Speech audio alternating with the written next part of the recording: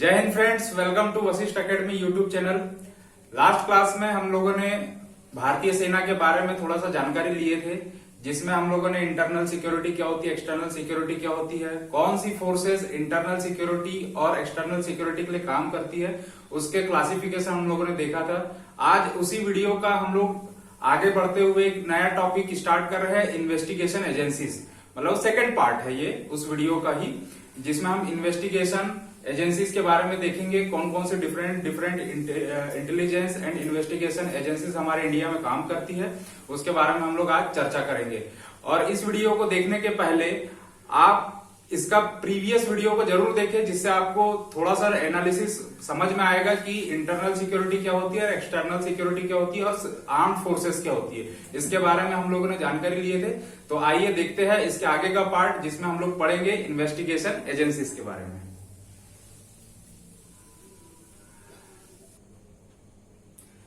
तो आइए देखते हैं भारत की इंटेलिजेंस एंड इन्वेस्टिगेशन एजेंसीज के बारे में। इसमें जो पहली एजेंसी है, जिसको हम लोग कहते हैं आईबी। आईबी का फुल फॉर्म होता है इंटेलिजेंस ब्यूरो। आज जो मैं पढ़ाने वाला हूं, इसमें आपको सबसे ज्यादा इंपॉर्टेंट फुल फॉर्म पे ही फोकस करना है। फुल फॉर्म पे फोकस करना है। और दूसरा चीज, ये इंटरनल सिक्योरिटी के लिए बनी है कि एक्सटर्नल सिक्योरिटी के लिए बनी है, ये आपको ध्यान में रखना है।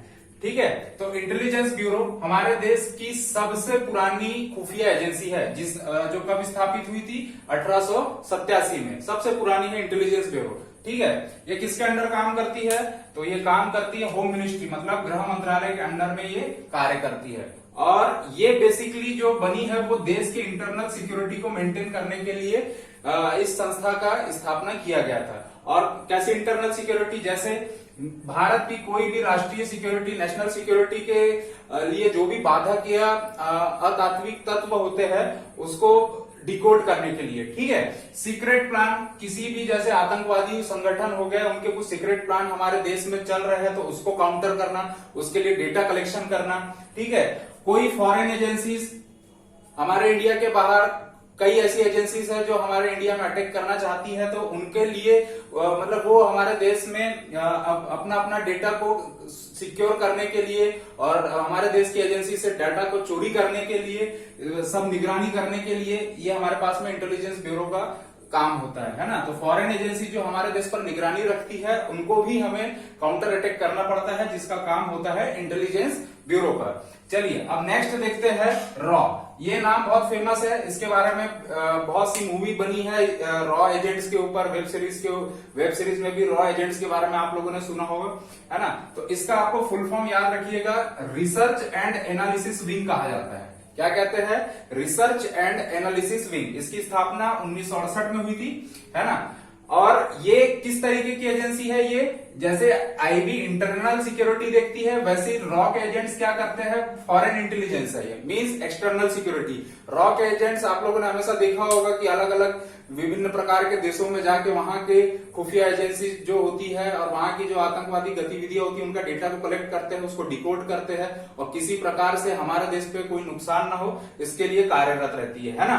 तो रॉ के एजेंट्स और रॉ जो संस्था है हमारे देश में, खुफिया एजेंसी है, उसका काम क्या है? एक्सटर्नल सिक्योरिटी मेंटेन करना, है ना। फॉरेन इंटेलिजेंस एजेंसी है ये एक प्रकार की। अच्छा, ये डायरेक्ट प्राइम मिनिस्टर की अंडर में कार्य करते हैं, मतलब ये अपनी सूचना डायरेक्ट प्राइम मिनिस्टर के पास में पहुंचाते हैं, है ना। रॉ एजेंसी की ही दो एक्सटर्नल ब्रांच है और भी दो स्पेशल ब्रांचेस है, उसको भी फुल फॉर्म की दृष्टि से आप याद रखिएगा। एक होता है ईटीएस और एक होता है एआरसी। ईटीएस का फुल फॉर्म याद रखिएगा, इलेक्ट्रॉनिक्स एंड टेक्निकल सर्विसेज है। जो भी ड्रोन आप अभी सुन रहे हैं, अभी न्यू टेक्नोलॉजीज आ रही है, तो कभी हम लोग ड्रोन भेजते हैं, कभी हम लोग डेटा साइंसेस वगैरह देखते हैं। तो डेटा साइंस और ड्रोन के जितना भी डेटा कलेक्शन होता है, उसे रॉ के एजेंट, ईटीएस के एजेंट डिकोड करने की कोशिश करते हैं, कोई खुफिया मैसेज तो नहीं भेजा जा रहा है ना। तो ये सारी चीजें देखते हैं। तो एआरसी सेकंड है। एआरसी एआरसी क्या है? Aviation research centre. तो आपको बेसिकली जो मैं पढ़ा रहा हूं, उसमें आपको दो चीज याद रखना है। एक तो फुल फॉर्म, क्योंकि डायरेक्ट फुल फॉर्म से क्वेश्चन बनते हैं, और दूसरा कि ये इंटरनल सिक्योरिटी है कि एक्सटर्नल सिक्योरिटी है, ये फोर्स है कि ये खुफिया एजेंसी है। ये इस टाइप के क्वेश्चंस बेसिकली बनते हैं। तो आइए इसमें आगे और देखते हैं।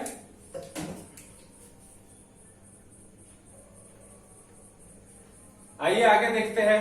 तो नेक्स्ट जो इंटेलिजेंस एजेंसी है वो है सीबीआई। सभी ने इसका नाम सुना है, लेकिन इसका फुल फॉर्म बहुत मोस्ट इंपॉर्टेंट है, लास्ट ईयर ये पूछा गया है ना।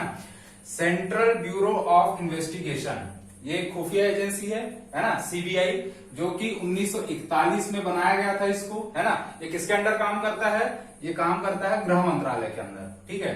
अब ये किस टाइप के केसेस को डील करता है? तो जैसे देश में विभिन्न राज्यों में घुसखोरी होती है, भ्रष्टाचार के मामले होते हैं, है ना। नेशनल इंपॉर्टेंट कोई बहुत बड़ा मुद्दा है ना, जो मतलब देश की सिक्योरिटी से रिलेटेड हो, तो उसका जो इन्वेस्टिगेशन का काम होता है वो सीबीआई करती है ना। अब नेक्स्ट देखते हैं एनआईए। एनआईए क्या है? National investigation agency. अब ये थोड़ा ज्यादा इंपॉर्टेंट हो जाता है, क्योंकि आप लोगों ने ये देखा होगा 2008 में टेररिस्ट अटैक हुआ था, कहां पे? मुंबई में ताज होटल में, है ना। तो ताज होटल में जो हमला हुआ था उसको काउंटर करने के बाद में हमारी सरकार ने इस एजेंसी की घोषणा की थी, है ना। तो इस एजेंसी का कब स्थापना हुआ है? 2008 में। कब? ताज अटैक के बाद में। यहां पर मैं लिख देता हूं ताज अटैक, आफ्टर ताज अटैक, तो आपको थोड़ा सा हिंट मिल जाएगा कि एजेंसी कब बनी थी, है ना। इसी के साथ साथ इसमें एक फोर्स बनाया गया, है ना, और एक सेंटर बनाया गया, ठीक है। जिस सेंटर का नाम था एनसीटीसी के नाम से इसको हम लोग जानते हैं, जिसका फुल फॉर्म आप याद रखिएगा, नेशनल काउंटर टेररिज्म सेंटर, ठीक है। ये एनआईए के अंडर ही है। 2008 में जो ताज अटैक हुआ था, इसके बाद ही इस सेंटर का भी गठन किया गया था। किसको काउंटर करने के लिए? टेररिज्म एक्टिविटी को काउंटर करने के लिए, ठीक है। और उससे निपटने के लिए जिस टास्क फोर्स का निर्माण किया गया था वो था सेंटर टेररिस्ट टास्क फोर्स। इसको शॉर्ट फॉर्म में अगर क्वेश्चन कभी आ गया तो CTTF भी बोला जाता है ना, तो इसको याद रखिएगा। तो एनआईए आफ्टर ताज अटैक। आगे बढ़ते हैं। नेक्स्ट जो हमारे पास इन्वेस्टिगेशन एजेंसी है जिसका नाम है एनटीआरओ, ठीक है। एनटीआरओ का फुल फॉर्म इंपॉर्टेंट हो जाता है नेशनल टेक्निकल रिसर्च ऑर्गेनाइजेशन, ठीक है। ये क्या करती है? ये टेक्निकल रिसर्च किया जाता है इसके द्वारा। ये एजेंसी क्या है? टेक्निकल जितनी भी चीजें, जैसे साइबर सिक्योरिटी, ठीक है, साइबर सिक्योरिटी हो गया, रिमोट सेंसिंग हो गया और क्रिप्टोलॉजी हो गया। ये अभी हमारे देश में जो एडवांस टेक्नोलॉजी है, इसके अकॉर्डिंगली ये लोग डेटा कलेक्शन करते हैं और इनको डिकोड करने का काम करते हैं। बेसिकली ये किसके अंडर काम करती है? पीएम, जो हमारा प्रधानमंत्री ऑफिस है, तो पीएमओ के अंडर, पीएमओ की सिक्योरिटी के लिए एक नेशनल सिक्योरिटी एडवाइजर होता है ना, तो उसके अंडर ये एजेंसी काम करती है। जो पीएमओ का नेशनल सिक्योरिटी एडवाइजर होता है, उसी के ये एजेंसी रिपोर्ट करती है। मतलब जो भी डेटा कलेक्शन होगा, जो भी इनको मतलब ऐसा लगेगा कि यार ये यहाँ पे कुछ गड़बड़ी होने वाला है, तो वो किसको रिपोर्ट करेंगे? तो वो नेशनल सिक्योरिटी जो एडवाइजर है प्रधानमंत्री के, उनको डायरेक्ट ये रिपोर्ट करते हैं, ठीक है। नेक्स्ट जो एजेंसी है इसको कहा जाता है DIA। इसका फुल फॉर्म क्या है? डिफेंस इंटेलिजेंट एजेंसी, ठीक है। ये एक प्रकार की देखा जाए तो ये जो हमारी मिलिट्री फोर्सेस है, आर्मी, नेवी और एयरफोर्स, उसकी ये नोडल एजेंसी है। तो आर्मी, नेवी और एयरफोर्स, उनको जब खुफिया मिशन के लिए कुछ डेटा कलेक्शन करना पड़ता है तो वो लोग किसके पास जाते हैं? वो इस एजेंसी का सहारा लेते हैं। या फिर ये जो नोडल एजेंसी है, ये नोडल एजेंसी क्या करती है? डेटा कलेक्शन करती है। इसके बाद में ये उस डेटा को डिकोड करके इंफॉर्मेशन प्रॉपर अपने आर्मी को देगी या नेवी को देगी या फिर एयरफोर्स को देगी, है ना। तो ये इस प्रकार की जितनी भी ये मैं एजेंसीज पढ़ा रहा हूं, ये सारी खुफिया एजेंसीज है इंटरनल और एक्सटर्नल सिक्योरिटी को बनाए रखने के लिए। इसके बाद में कुछ एजेंसीज और बची हुई है, तो आगे देखते हैं इसको। चलिए, अभी तक के हम लोगों ने खुफिया विभाग के बारे में जानकारी प्राप्त की। अब कुछ एजेंसी है जिसको हम लोग लॉ एनफोर्समेंट एजेंसी कहते हैं, जिसको हिंदी में क्या कहा जाता है? कानून सूचना एजेंसी, ठीक है। कानून सूचना एजेंसीज है कुछ, उसको भी थोड़ा सा हम लोग देख लेते हैं। यहां से भी क्वेश्चन इस बार बन सकते हैं, है ना। तो सबसे पहली जो एजेंसी है उसको कहा जाता है ईडी। ये अभी करंट अफेयर के पॉइंट ऑफ व्यू से बहुत इंपॉर्टेंट है। ईडी अभी ईडी का छापामारी इधर उधर चल ही रहा है, अभी करंट न्यूज में है, इसलिए इसको ध्यान में रखिएगा। तो इसका फुल फॉर्म क्या होता है? डायरेक्टोरेट ऑफ एनफोर्समेंट, ठीक है। डायरेक्टोरेट ऑफ एनफोर्समेंट ये क्या है? वित्त मंत्रालय के अंदर काम करती है और 1956 में इसकी स्थापना हुई है। ये एक प्रकार से क्या है? इकोनॉमिक क्राइम जो होते हैं हमारे देश में, फाइनेंशियल और वित्त से रिलेटेड जितने भी क्राइम्स होते हैं, जितने भी स्कैम्स होते हैं, उसको कंट्रोल करने के लिए ये एजेंसी बनाई गई है, ठीक है। ऐसी अब नेक्स्ट देखते हैं। नेक्स्ट है DRI। Directorate of revenue intelligence. ये किस डिपार्टमेंट में काम करती है? ये काम करती है department of revenue, department of revenue, department of revenue के अंडर कंस्ट्रक्शन में ये एजेंसी काम करती है। ये एक प्रकार की एंटी स्मगलिंग एजेंसीज है, इंटेलिजेंस एजेंसी है। एंटी स्मगलिंग मतलब जो भी अवैध रूप से स्मगलिंग होती है, जैसे गोल्ड हो गया, है ना, फेक करेंसी बनाया जाता है, बहुत सारे अवैध हथियार का ट्रांसफर और स्मगलिंग होता है ना, मनी लॉन्ड्रिंग के जो केसेस होते हैं, है ना, तो उनको रोकने के लिए, उनको काउंटर करने के लिए DRI एजेंसी इंडिया में कार्य करती है। समझ में आई बात? इसके आगे देखते हैं NCB। ये भी ED के जैसे ही इंपॉर्टेंट है, क्योंकि इस बार न्यूज में बहुत नाम सुना है हम लोगों ने NCB का। इसका फुल फॉर्म क्या होता है? Narcotics control bureau, narcotics control bureau. ये गृह मंत्रालय के अधीन कार्यरत रहती है ना, गृह मंत्रालय के अधीन कार्य करती है ये एजेंसी। और इसका काम होता है ड्रग लॉ एनफोर्समेंट, मतलब ड्रग से रिलेटेड, जिसको जैसे अपन लोग क्या कहते हैं, अफीम, चरस, ये जितने भी अवैध नशीले पदार्थ और नशीली वस्तुएं होती है, इसकी सूचना NCB के द्वारा प्राप्त होती है और यही NCB ही उसके प्रति पूरा एनफोर्समेंट का कार्य करती है ना। इसी प्रकार एक और एजेंसी है FIU। FIU का फुल फॉर्म क्या होता है? Financial intelligence unit, financial intelligence unit, है ना, जो किसके अंडर काम करती है? ये भी डिपार्टमेंट ऑफ रिवेन्यू के अंडर कार्य करती है ना। और जितने भी हमारे देश में इकोनॉमिक से रिलेटेड या वित्त से रिलेटेड या रिवेन्यू से रिलेटेड जितने भी क्राइम्स होते हैं, उसके लिए ये कार्यरत करती है ना। तो अब इसके आगे और कुछ कंटिन्यू करते हैं। इसके आगे थोड़ा सा टॉपिक क्यों पढ़ाया गया है, इसके बारे में मैं आपको बताता हूँ, है ना। तो यहीं पर इंटेलिजेंस एजेंसी और लॉ एनफोर्समेंट एजेंसी समाप्त होती है ना। अब इसके आगे मैं थोड़े से कुछ क्वेश्चन डिस्कस करता हूँ, ठीक है। तो आगे देखते हैं।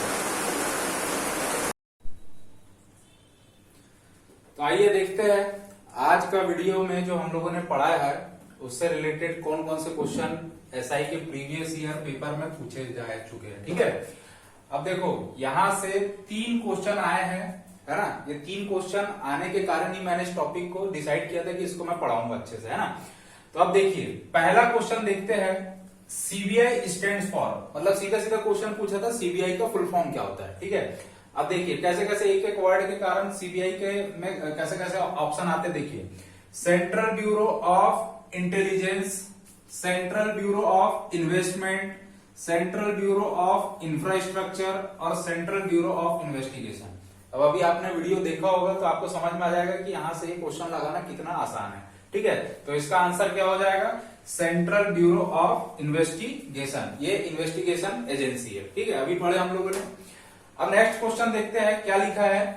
India intelligence collection agencies are, ठीक है। तो ऐसे 4 ऑप्शन दिए हुए हैं। क्वेश्चन में पूछा ये गया है कि इनमें से कौन सी इंटेलिजेंस एजेंसी है, ठीक है, कौन सी इंटेलिजेंस एजेंसी है। अब देखिए ये जो चारों ऑप्शन दिए हैं, अगर इसका आपको फुल फॉर्म पता होगा तो आप ऑलरेडी इस क्वेश्चन को सही करके आएंगे। नहीं तो फुल फॉर्म नहीं पता होगा तो थोड़ा सा दिक्कत जाएगा इस क्वेश्चन में, तुक्का मारना पड़ेगा नहीं तो फिर, है ना। तो तुक्का नहीं मारना हमको, हमने पढ़े हैं तो हम इसको आंसर अच्छे से क्लिक करेंगे।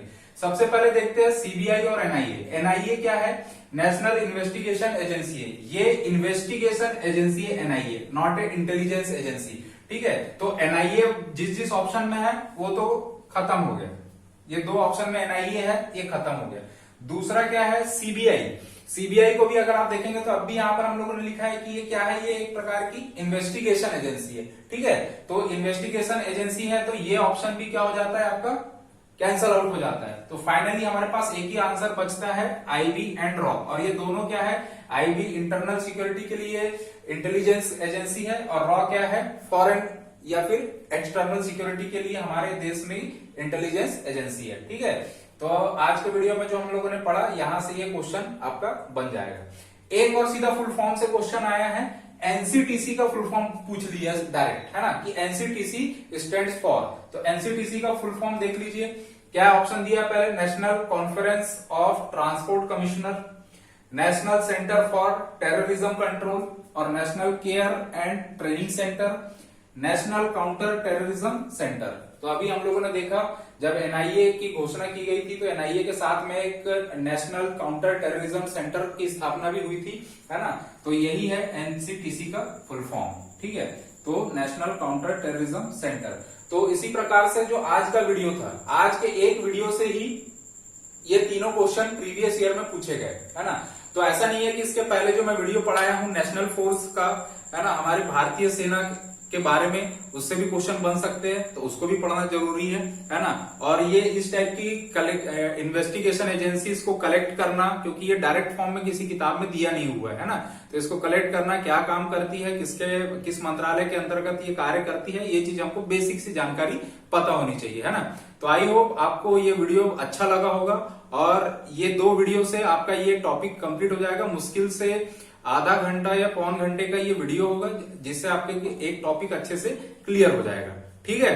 तो आज हम यहीं पे समाप्त करते हैं इस वीडियो को, और आगे ही ऐसे हम लोग आपके लिए टॉपिक लाते रहेंगे, है ना। तो आप बने रहिएगा हमारे साथ में। तो thank you so much. Vande Mataram.